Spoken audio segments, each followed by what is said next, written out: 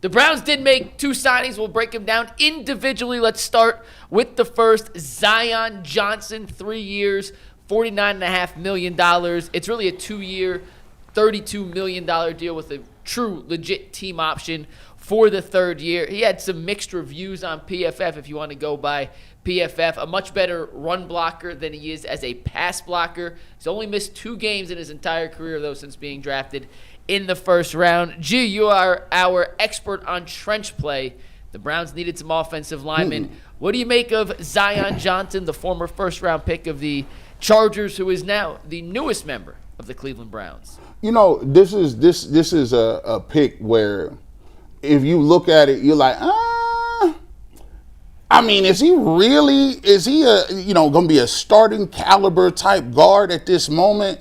Is he a really blockbuster type thing like you was trying to get? You look at his PFF grade, right, in terms of his pass block and his run block grade. It ain't crazy. I think the thing that they looked at was he's a guy who's still young, 4 years in the league, that's moldable. They want to get him in there and be able to get some offensive line play around him.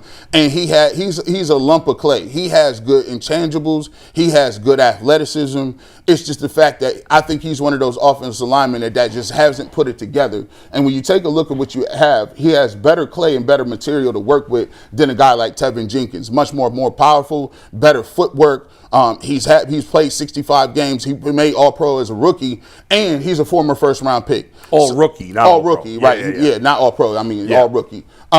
But he also we talked about this with Bull. We talked about the ability to be a good run blocker. And I think the thing that the Browns need to do, and everything I'm doing is moving towards the thought process of how do I get my offense and to put some pieces around a young quarterback. The best thing you can do for a young quarterback is to get a good solid run game and to be able to run play action and do some of these things. So if I'm looking at it like this, I'm going to go and look at it and say, give me this guy. I think he has potential. I think that he can hit a stride where in year 6 he's a little better than he was in year 4. And I think that he's probably one of the better run blockers in terms of the physical raw traits that was available. And I was actually surprised that they really went after him, because I looked at him and was like, man, I always felt like he should be better than what he was, but he just didn't really ever put it together after his rookie year, which he splashed a little bit. But I like the move, and I like the fact that it is a guard inside, which gives us more flexibility to do some things, whether they want to use that pick on the tackle later in the draft. Mm-hmm.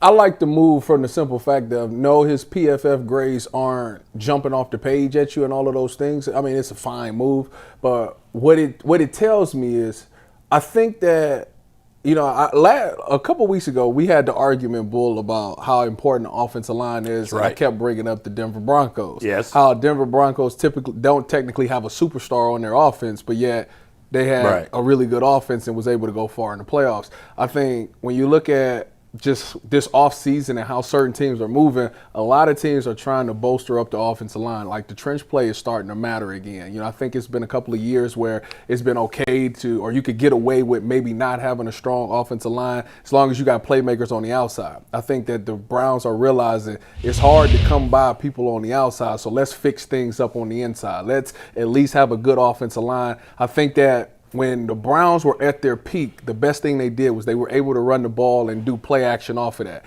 And then somewhere along the lines of getting Deshaun Watson, we flipped our whole mindset of the explosive has to come from the passing play. Well, if you paid attention to Denver offense last year, their longest pass play came when Jarrett Stidham in the playoffs threw that bomb to dude. That was the longest play from scrimmage, or as far as the passing play goes, for them. So with that being said, I think teams like the Browns are looking like, we're going to fix this offensive line and we're going to go back to running the ball. I was looking at what the Raiders are doing, and the Raiders is signing a bunch of different guys. Yeah. But, Tom Brady is the centerpiece of a lot of those moves that are being made.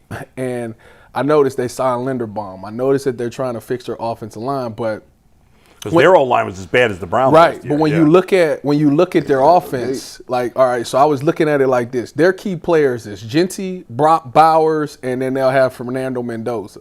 Well, guess what? The Browns' version is Quinshawn, Fannin, and Shador Sanders right now, and then you might can throw in Jerry Jeudy. So like, I think that everybody's looking like, let's just fix the offensive line play, because the offensive line play helps everything out. We'll be able to run the ball with Quinshawn, which is one of the most focal points that we want to do this year anyways, and then it buys Shedeur Sanders time on passing routes. Again, I always go back to that Buffalo game, the last drive, where he actually had a chance, and Cam Robinson just completely whiffed it. Nasty work. It was all over with. So I think that they want to at least protect him, because Shedeur Sanders, like him or not, has shown you that if you give him time, even if you don't give him time, he can find a way to wiggle things around and then, boom, make a play down the field. I just think they want to really ensure that offensive line up. That was kind of crazy, the wiggle boom thing. I ain't had no flag, but I'm going to let you roll. It wasn't that bad. Wiggle boom. Wiggle boom. It's interesting.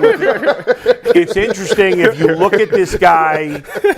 I know, if Mike, and your graphic is contradictory because it says better run blocker, but then in the PFF grades, he had a worse PFF grade against the run. Just last year. Over the course of his career, he's been a much better run blocker. Yeah, so he didn't have a particularly good year last year. He was not good last year. It's interesting because obviously he was a first-round pick. Mm-hmm. He was a first-round. Tom Telesco was part of that front office. He's now advising the Browns. Yeah. Right, so that's a connection there.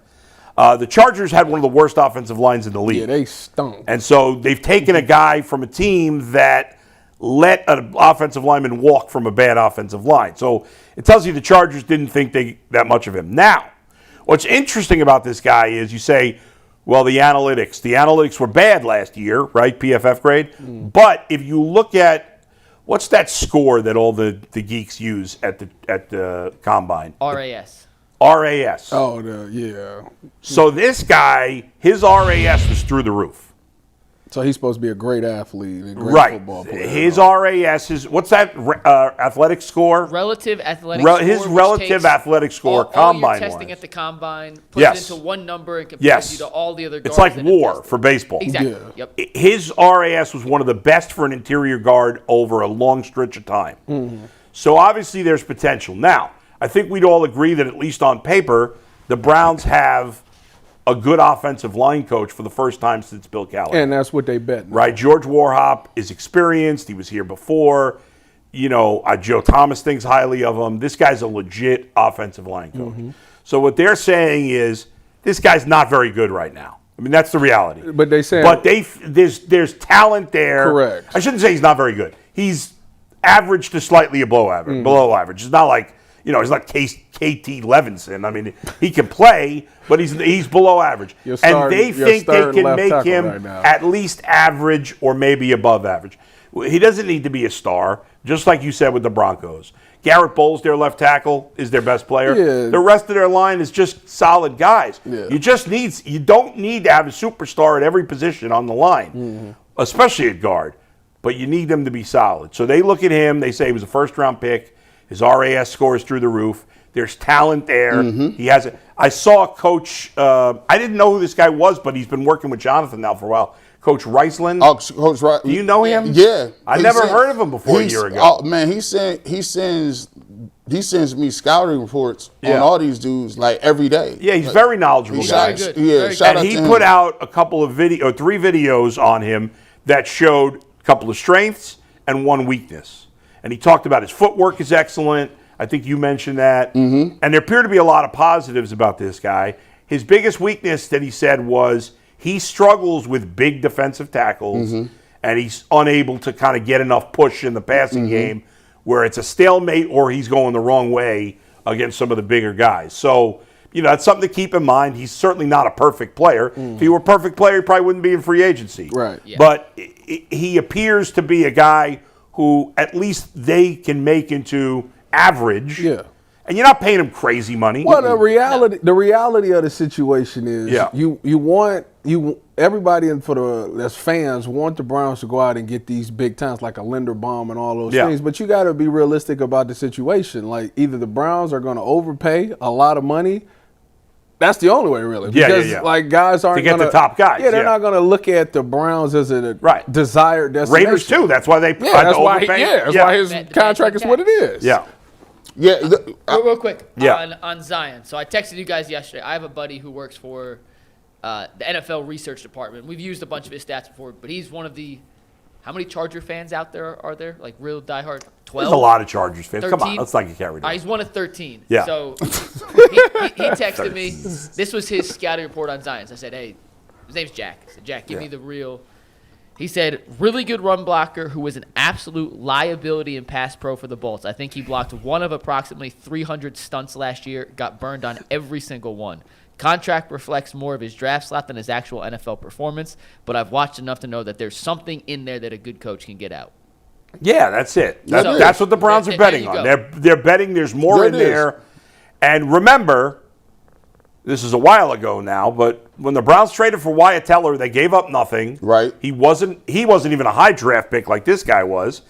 And he'd been in Buffalo 1 year, he'd been fine, but they made him better because he had a good coach. You have a good coach again at offensive line. Hopefully they can improve him. Help him improve. Dude, the Chargers throw the ball a lot, right? Because they running back got hurt. Yeah, I don't know. I don't know where they rank in terms of throwing the ball. I mean, they did throw the ball a lot. Yeah. They weren't a great run blocking or running offense this year under Harbaugh, but in the past they had been that's better, true. So I will say that if the Browns, like any young quarterback, if Shedeur Sanders is the starting quarterback for the Browns, like any young quarterback, a running game is huge. Yeah. Right?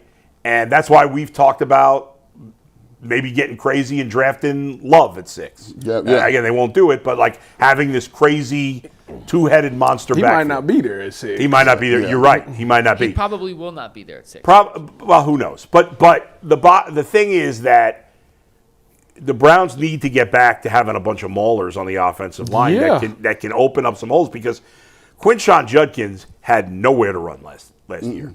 Like, and there were times, and Nick Chubb is so special when he was in his prime that he could overcome it to some degree. But the offensive line was still better when Nick Chubb was here.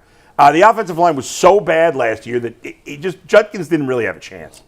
And you can't ask a quarterback, especially a young quarterback, when you're at the moment your receiving core is subpar, to do a lot when you can't run the ball. It's a nearly impossible situation. I've been watching Q for 2 years. Obviously, his last year at Ohio State and this year with the Browns. Yeah. And I can tell you that he is a special player. Like Nick Chubb level special, you think? I think that that's Nick, that's a lot. That's Okay. a lot. Chubb is, I think he'll have moments where he will remind you of Nick Chubb. But the one thing that I do like about him is his competitive nature. Yes. Like, to sit there and look at how bad that offense was last year, and him no training camp, come in there and make an impact the way he did, the way he it's something like you would have to be playing the game to understand. Like, when you see your running back go out there, run through somebody, get up and start talking crazy to her,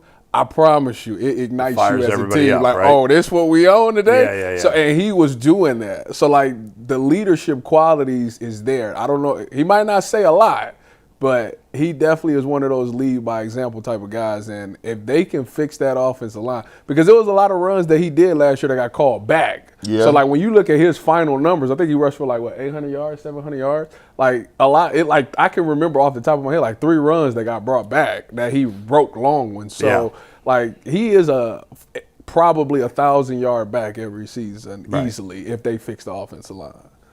Yeah, I mean, I think, to me, 1,000 doesn't mean the same. Now it's 1,200. I'm saying, low, at lowest, it's 1,000 easily. Yeah. Well, I mean, that's what you want.